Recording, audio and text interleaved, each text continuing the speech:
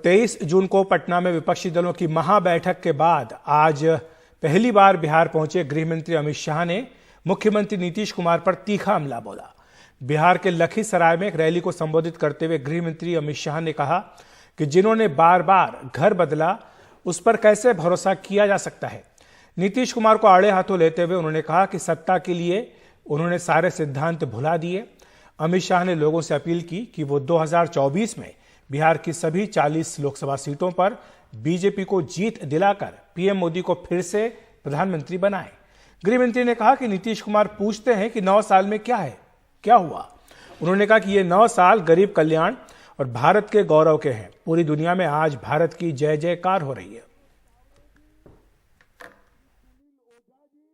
आपके आशीर्वाद से मोदी जी 9 साल तक देश के प्रधानमंत्री बने और इस 9 साल में ढेर सारे काम मोदी जी ने देश के लिए किए हैं। अभी ये पलटू बाबू नीतीश कुमार जी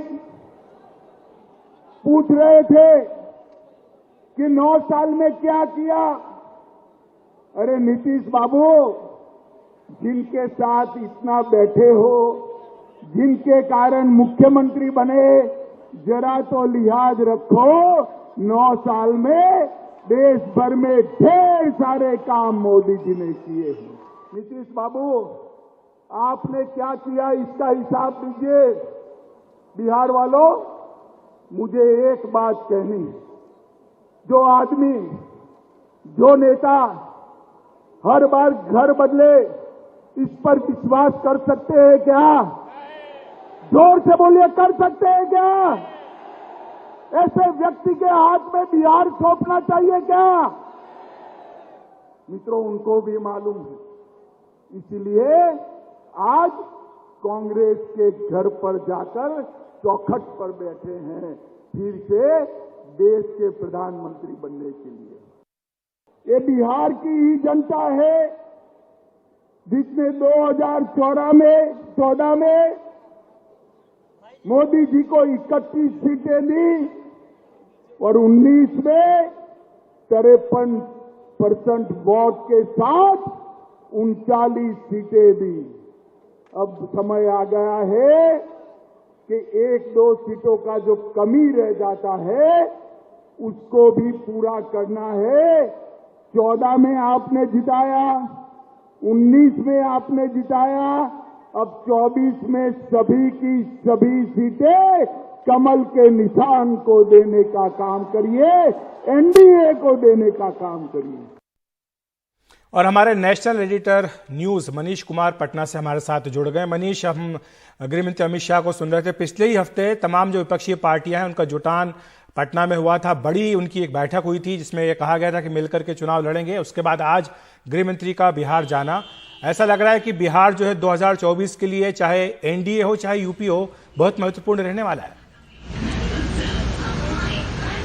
निश्चित रूप से 2014 हो या 2019, अखिलेश, अगर आपको याद हो तो दोनों बार बीजेपी की केंद्र में सरकार बनी। प्रधानमंत्री नरेंद्र मोदी अगर प्रधानमंत्री बने या प्रधानमंत्री पद पर उनकी एक तरह से आप कह सकते हैं कि वो अभी भी बैठे हुए हैं, तो उसमें बिहार का बड़ा योगदान है।